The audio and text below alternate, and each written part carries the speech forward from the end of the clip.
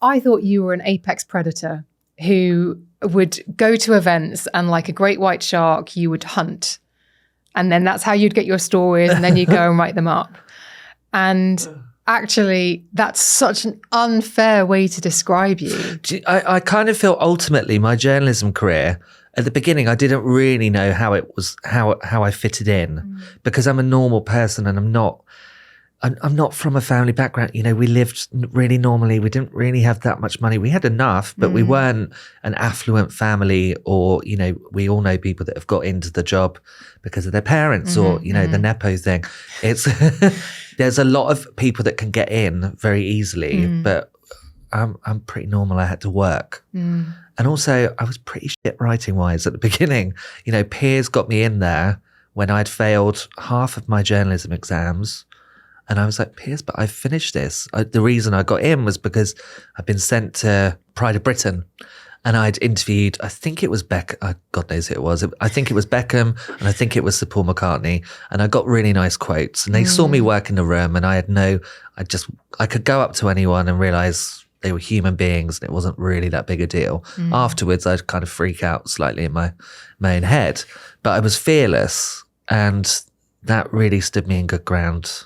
Did Piers ever explain to you why he gave you the job? Because it was a big job. It was a big job, especially at 21. But I think, you know, there were elements of working with Piers that I think are absolutely fantastic because he was a brilliant editor. He was so supportive. And I think to this day, everyone that I know doesn't really have a bad word to say about him. I've never met anybody who worked with Piers Morgan who has a bad word to say. He's just so supportive. And you always felt like you had a proper editor. There were certain things where my eyebrow would raise slightly, which we're not going to go into, but I see him now and we've still got a really good relationship and there's, you know, you can say what you like about him, but working for him is a different story. What you mentioned there about the parties and getting sucked into it. Yeah. What stopped you from getting sucked into the debauchery, which I think is what you're alluding to? Yeah, I think so. I think there's two things that stopped me because of my upbringing being so normal, I wasn't ever going to go down that route of, I don't know, I wasn't ever going to stitch up people really badly. I've only ever done that a few times in my career. And I'm not really that fussed about the people that it was anyway. Was it accidental? Do you know what? It wasn't accidental. Do you want me to go into it? Yeah. Okay. We'll start with Mylene Class.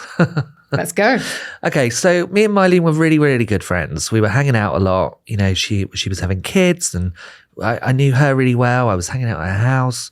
We had a real friendship and it had been going on for years from when I'd started journalism. And then she split up with Gray, with her husband, and I was at the Sunday Mirror. And the story was kind of being fed to me from Mylene about what was going on. And it was obviously going to be a front page story. And that was obviously good because at that time it was about sales and it was going to be the front page. So pleased as punch. And then legally, the lawyer, just as we were going to print, said, okay, have you been to Grave for the right of reply? Because it was just when you had to start really enforcing your right of reply into your stories.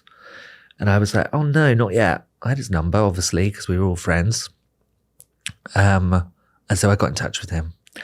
And he picked up the phone and he kind of went, this is just like, you're obviously writing what Mylene wants. And I was like, well, that's not what I'm doing. I'm coming to you because I need to balance this out and work out where we are. He gave me a quote, which obviously went against what she'd said. And then I got in touch with her PR, who kind of thought was a friend, but I'm not so sure. And he's just said, she's never going to speak to you again. I can't believe that you've done this. You know, her agent at the time called me a C word down the phone afterwards. Wow. And she's never spoken to me since. And I thought that was kind of weird because I thought that we were mates. You know, she'd given me some artwork. We'd been shopping together. I'd introduced her to different people. You know, we were proper mates. And I really struggled with that for quite a long time because I kind of went, I don't know, it just made me feel like shit, basically.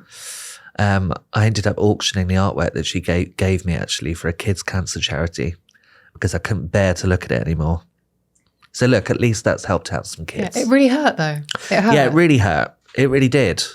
Then there's another one with Jade Jagger, which was so annoying because I kind of did stitch her up, and it was one of those days where your story fell down, and she told me something. I'd only just met her as well, and she told me something, and it was all I had to replace my column lead.